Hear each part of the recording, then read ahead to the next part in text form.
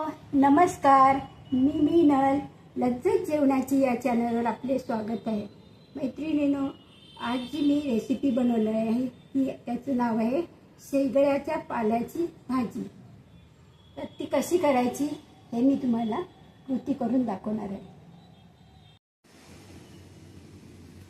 शेंगळ्याचं पानं मी पाण्यात ठेवलेलं थोडा वेळ, कापून वगैरे स्वच्छ केलं, अगोदर सगळं साफ केलं, नंतर पाण्यामध्ये टाकून दिलं. आता आपण हा उकळत्या पाण्यात टाकणार आहे.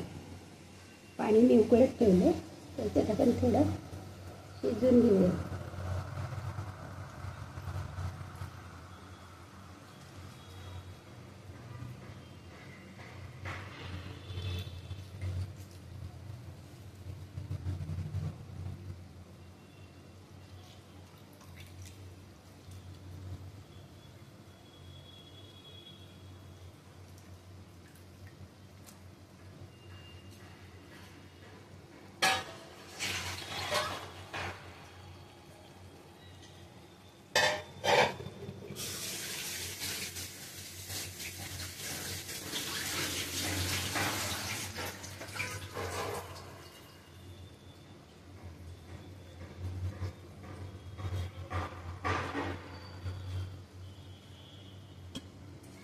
चाळणी नेहमी पालेभाज्या साफ करायच्या, धुवायच्या.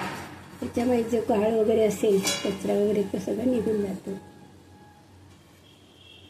तर पावसाचे दिवस असल्यामुळे आपण पाला थोडा उकळत्या पाण्यात ठेवूया.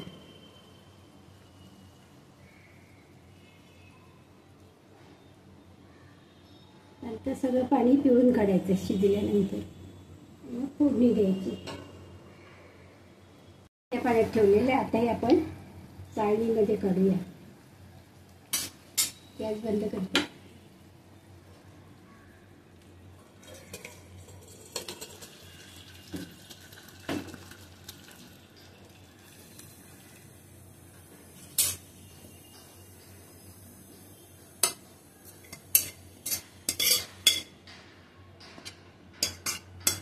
आणि हा पिळून घ्यायचा, सगळं पाला येतो पिळून घ्यायचा.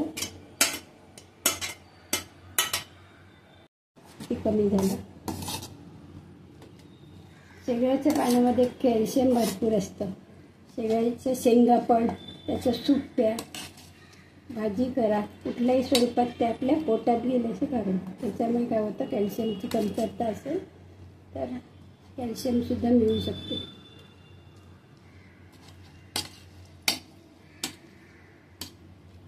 आता हे पिळून घ्यायचं जेवढं पाणी असेल ते, नंतर त्याला आपण फोडणी देऊ. ते जरा जास्तच टाकायचं आपल्याकडून. आता ह्याच्यात टाकणार आहे राई, पाव चमचा जिरे, त्यानंतर ठेचलेलं लसूण टाकतो.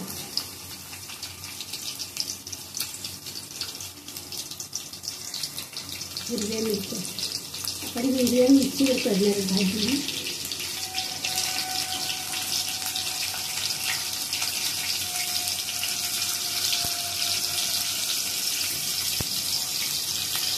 इथे घेतलेले हिंग घेतलेले,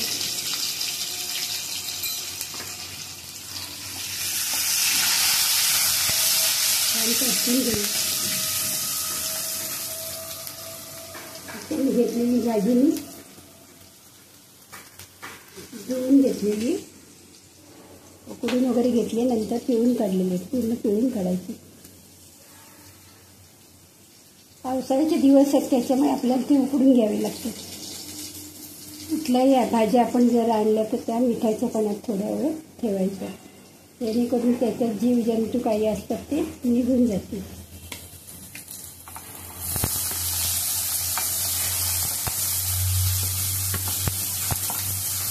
कांदा बारीक कापायचा.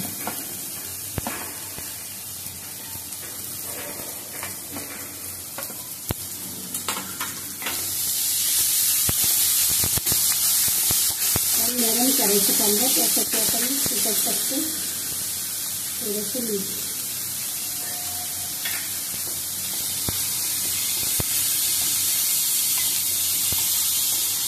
कांदा खोबरं या भाजीला भरपूर टाकायचं म्हणजे भाजी चविष्ट होते. कांदा नरम होईपर्यंत आपल्याला ती फ्राय करायची. तोपर्यंत ह्या गाठी जी झाल्या आपण ज्या शिवून काढलेली भाजी आहे त्याला आपण मोकळी करूया. भाजी मोकळी करून घ्यायची.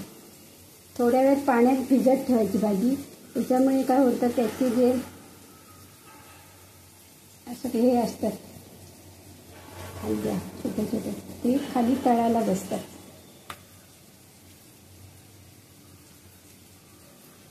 थोड्या वेळ पाण्यात ठेवून नंतर उकळून घ्यायचं.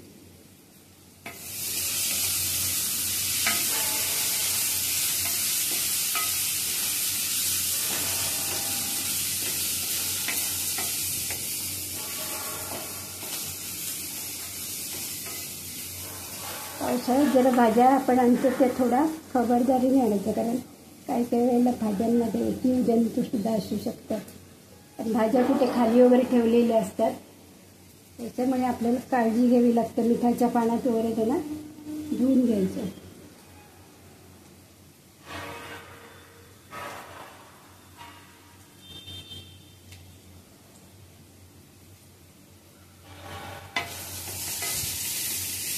कांदासुद्धा नरम झालेला आहे. आता ह्याच्यातून भाजी टाकतो आणि गॅस बारीकच ठेवायचं. नंतर गॅसवर शिजवायची परत.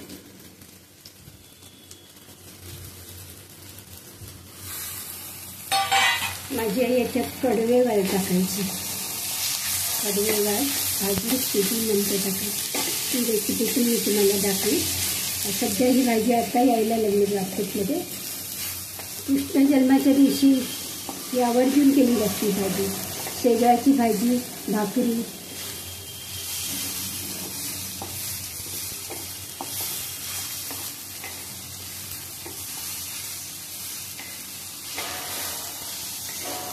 आता ह्याच्यामध्ये मीठ टाकतो. थोडं मीठ टाकलेलं आहे, थोडं आणखी टाकतो.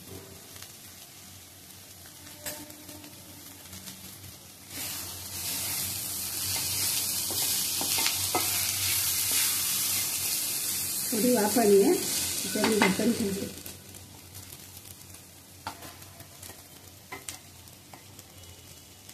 थोडी हळद टाकली. त्याच्यानंतर थोडं मिक्स करूया. ही भाजी आपली शिजायला काय वेळ लागत नाही, कारण अगोदर आपण त्याला उकळून घेतली. आता ह्याच्यात खोबरं टाकतो. मीठसुद्धा टाकलेलं आहे.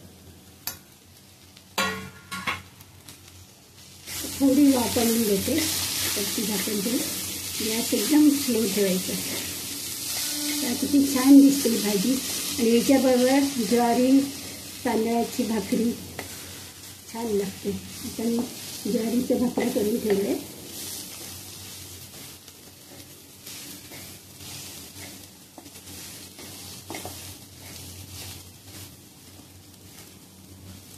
ती सुंदर दिसते. आता थोडा वेळ वाफवते मी.